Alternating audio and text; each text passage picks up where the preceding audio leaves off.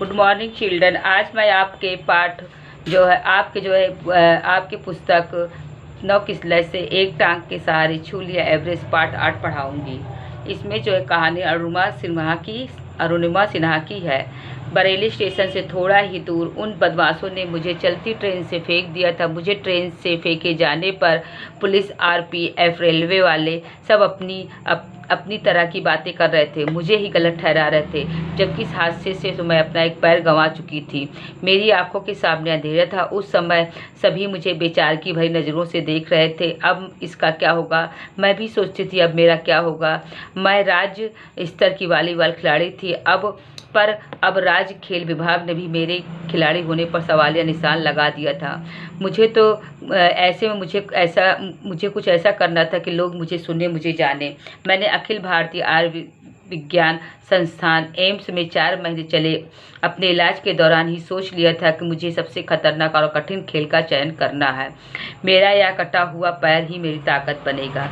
मैंने अपने कटे हुए पैर को अपनी ताकत बनाया और 1 साल की कड़ी मेहनत के बाद एवरेस्ट पर मात्र 52 दिनों में ही तिरंगा फहरा दिया। ये कहानी बच्चों अरुणिमा सिन्हा की है, जो हमारे अकबरपुर की रहने वाली थी।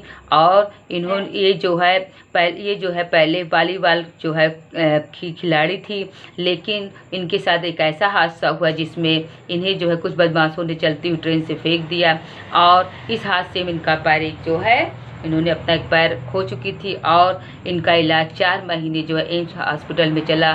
तब लोग तरह तरह की बातें बना रहे थे और इन्हें गलत ठहरा रहे थे। तब इन्होंने सोच लिया कि इससे भी खतरनाक खेल का मुझे चयन करना है और मेरा कटा हुआ पैर मेरी ताकत बनेगा। इन्होंने अपनी कहानी खुद सुनाई है।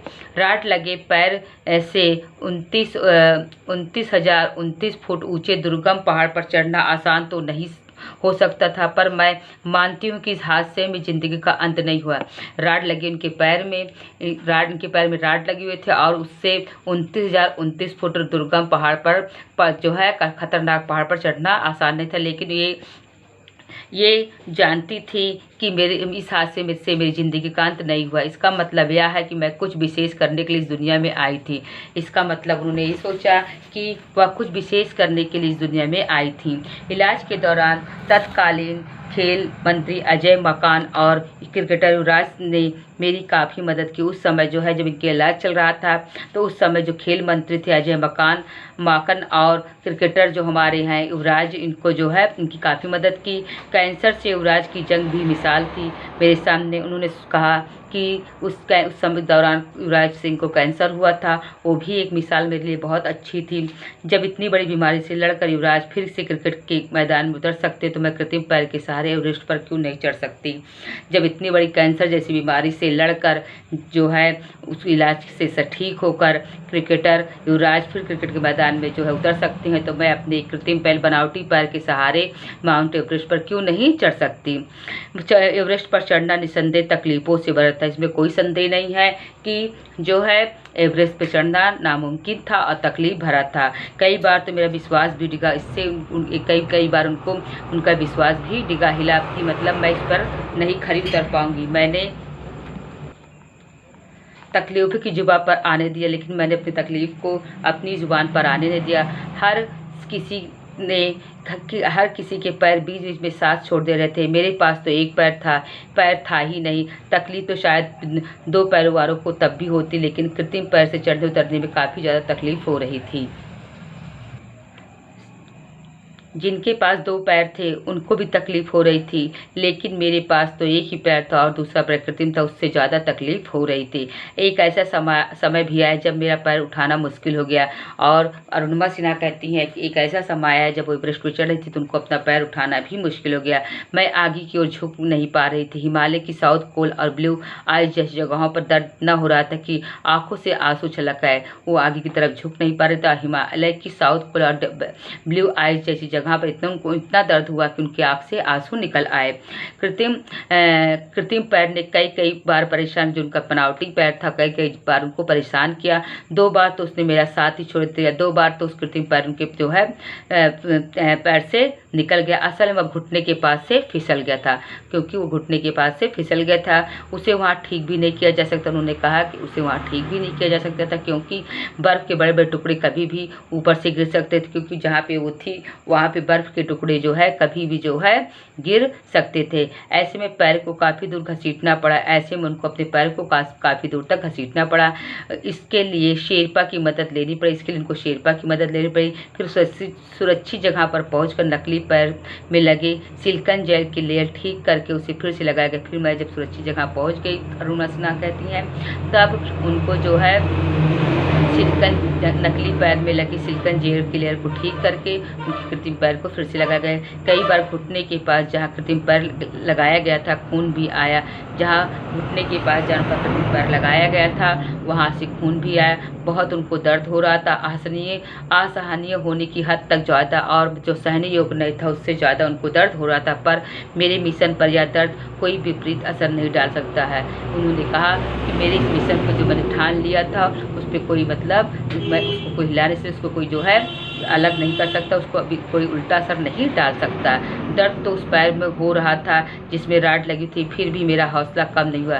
दर्द तो उस पैर में भी हो रहा था जिसमें एक पैर में उनके राड पड़ा था, एक पैर जो है घुटनों से कटा हुआ था। मुझे चोटी तक पहुंचना है। तो उन्होंने कहा कि मुझे चोटी तक तो पहुंचना होता, चाहे जो हो जाए। पर चोटी तक के बर्फीले दुर्गम रास्ते हिम्मत को लगातार चुनौती थे, लेकिन जो है चोटी तक के बर्फीले जो दुर्गम रास्ते थे, दुर्गम मतलब जो कि चढ़ने योग्य ना हो। जब हिलेरी स्टेप पर पहुंचे तो मेरी एजेंसी एशियन ट्रैकिंग के एक अधिकारी ने वॉकी टॉकी पर मुझसे कहा कि तुमने इतिहास रच दिया, अब वापस आ जाओ। जब वो हिलेरी स्टेप पर पहुंची तब उनके एशियन ट्रैकिंग के एक अधिकारी ने अपने वॉकी टॉकी से उनसे कहा कि तुमने तो इतिहास रच दिया, अब तुम वापस आ जाओ। ऑक्सीजन की ख़त्म हो रही थी, हम तुम्हारी ज़िंदगी खतरे में नहीं डाल सकते। उन्होंने कहा अधिकारी ने कि ऑक्सीजन भी ख़त्म हो रही है और हम तुम्हारी ज़िंदगी को खतरे में नहीं डाल सकते हैं। पर मैंने जो सोचा या तो मैं एवरेस्ट पर तिरंगा फहराऊंगी या तो मौत को। उन्होंने सोच लिया था कि या तो वो तिरंगा फहराएंगी या तो मौत को अपने गले लगा लेंगी। मेरी सफलता का श्रेय टाटा स्टील फाउंडेशन की अध्यक्ष बछेंद्री पाल को भी जाता है। वो अपनी सफलता का श्रेय जो है टाटा स्टील की जो फाउंडेशन के अध्यक्ष हैं बछेंद्री पाल जी, उनको देती हैं। मैं जब अस्पताल से निकली तो सबसे पहला फ़ोन मैंने मैडम को किया। जब वो अस्पताल से निकली तो सबसे पहले फ़ोन उन्होंने बछेंद्री पाल को किया। मैंने कहा कि मैं एवरेस्ट पर जाना चाहती हूँ और मुझे आपका आशीर्वाद चाहिए। उन्होंने अरुणिमा सिन्हा ने उनको बछेंद्री पाल से कहा कि मैं एवरेस्ट पर जाना चाहती हूँ और आपका आशीर्वाद चाहिए। उन्होंने बड़े प्रेम और उत्साह के साथ मुझे मिलने के लिए बुलाया। उन्होंने बहुत प्रेम और उत्साह के साथ जो है उनको अरुणिमा सिन्हा को मिलने के लिए बुलाया। कुछ दिनों बाद जब मैं उनसे मिली तो मेरी कहानी सुनकर उनकी आंखों से आंसू गए। जब उनसे मैं मिली तो उन्होंने मेरी सारी कहानी सुनी और उनकी आंखों में आंसू आ गए। उन्होंने मेरी पीठ ही नहीं थपथपाई, अब तो मुझे आगे बढ़ने का हौसला दिया। उन्होंने मेरी पीठ नहीं थपथपाई, शाबाशी ही नहीं दी, बल्कि मुझे आगे बढ़ने का हौसला दिया और उम्मीद दिया और भरोसा भी दिया। फिर उत्तरकाशी में मेरी ट्रेनिंग शुरू हुई। फिर उत्तरकाशी उधर हरिद्वार की तरफ उनकी ट्रेनिंग शुरू हुई। आसान नहीं था वह ट्रेनिंग के दौरान मेरे कटे पैर में फफोले पड़ जाते। जब ट्रेनिंग हो रही थी तो उनके कटे पैरों में फफोले पड़ जाते थे और खून निकलने लगते थे। कई बार वो थक जाती थी और हारने लगती थी। तब साथियों को जब अपने आगे निकलता देखती तो और वो निराश हो जाती थी। तब बछेंद्री मैडम माँ की तरह मेरा सहारा बनती, हौसला बढ़ाती, जोश दिलाती।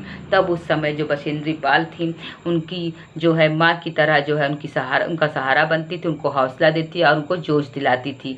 यही जोश मुझे एवरेस्ट तक ले गया, यही इनका जोश उनको एवरेस्ट तक ले गया। यह एक बड़ी उपलब्धि है। पर इस उपलब्धि ने मुझे यह एहसास भी कराया कि गरीब विकलांग बच्चों के प्रति भी मेरा कुछ दायित्व है।